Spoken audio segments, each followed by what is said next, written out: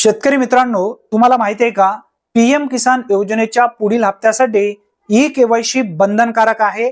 30 जून 2026 पूर्वी जर तुम्ही ई-केवायसी केली नाही तर तुम्हाला पीएम किसान योजनेचे हप्ते पूर्णपणे बंद होणार आहेत।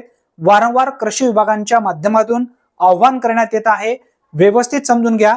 सध्या पीएम किसान योजनेमध्ये ई-केवायसी कोण करायचं आहे, याचबरोबर जे लाभार्थी पूर्वी ई-केवायसी केलेले आहेत अशा लाभार्थ्यांना परत ई-केवायसी करायची आहे का, जे लाभार्थी आतापर्यंत ई-केवायसी केलेले नाही आहेत असे लाभार्थी सुद्धा ई-केवायसी करायची आहे का, या संदर्भातील व्यवस्थित माहिती आपण या व्हिडिओच्या माध्यमातून समजून घेऊया। त्यासाठी नक्की हा व्हिडिओ शेवटपर्यंत पहा।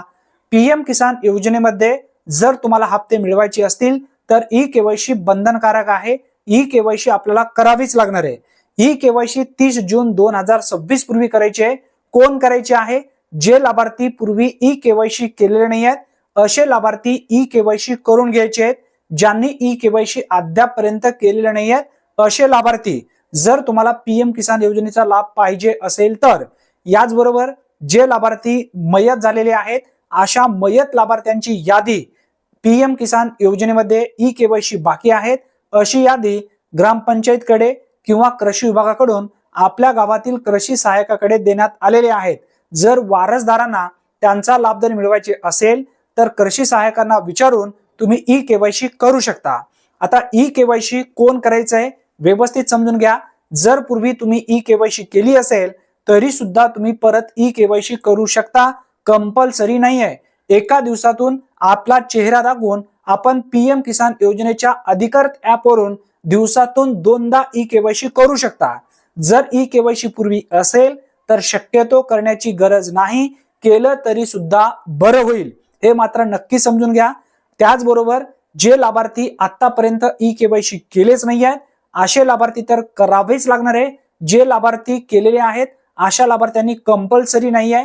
जर तुमची पूर्वी ई-केवायसी असेल तरी सुद्धा तुम्ही करू शकता, नसेल तरी सुद्धा तुम्ही करू शकता। जर पूर्वी केली असेल तर शक्यतो आवश्यकता नाही आहे, करायची असेल तर करू शकता।